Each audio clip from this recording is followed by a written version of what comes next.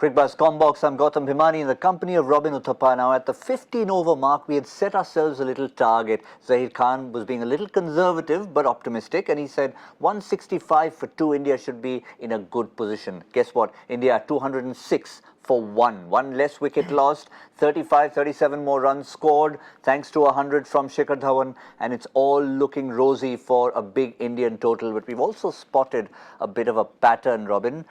Every time Shikhar Dhawan plays the second match of an ICC multi-nation tournament, he gets 100 in the 50-over format. What a fantastic 100 there too. And just at the right time against Australia, someone that he's done well against in the past as well.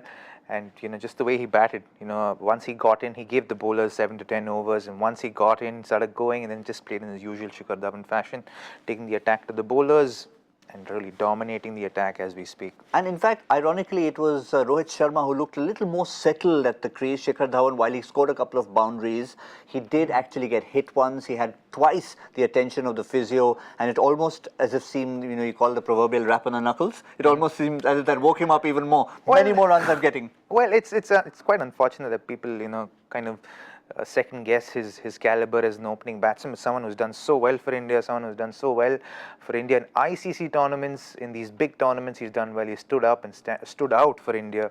When they question his ability at the top of the order, it's quite embarrassing, honestly, as an Indian cricketer, to actually hear people question that ability of his.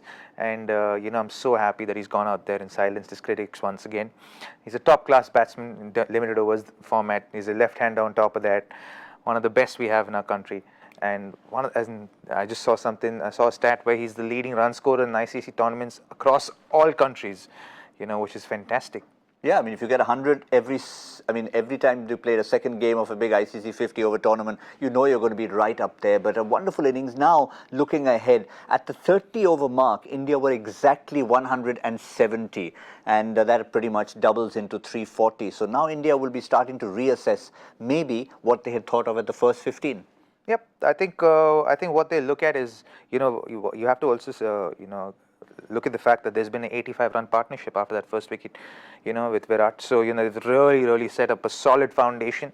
You could tell looking at the Australian lineup on the field today, there just wasn't enough conviction, with the way they were on the field. Their energy wasn't great. The fielding has been not up to the standards that they've set for themselves.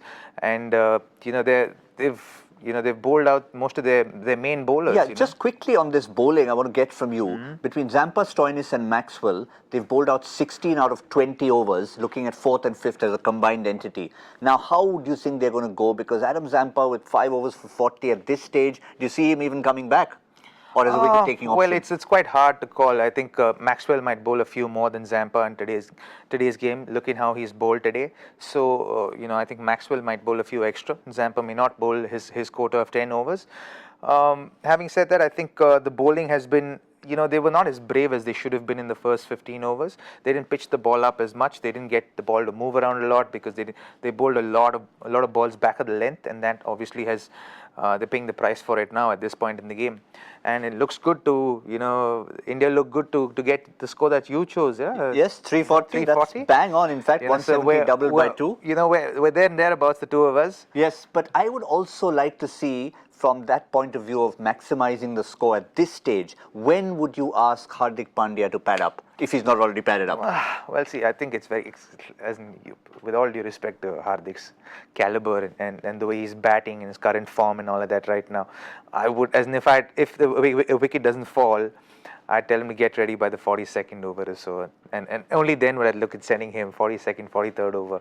Otherwise, I'd still look to send MS and KL Rahul ahead. Because you have Kedar Jadhav.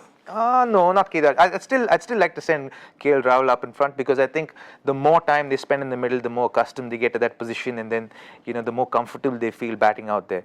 So for me, I think what isn't broken shouldn't be fixed.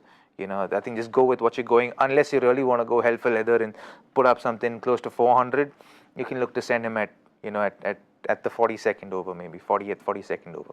400, that's sounding ambitious, but certainly we're looking at a very substantial score. Lots of batting to come, and guess what? Another achievement from Team India is for the second Comm box in a row. They've said, what curse? There's no such thing as a curse. Yay. Yes, exactly. It's just about analysis. It's not a curse. Of course not. We'll see you on My 11 Circle presents Cricbuzz Live at the halfway stage.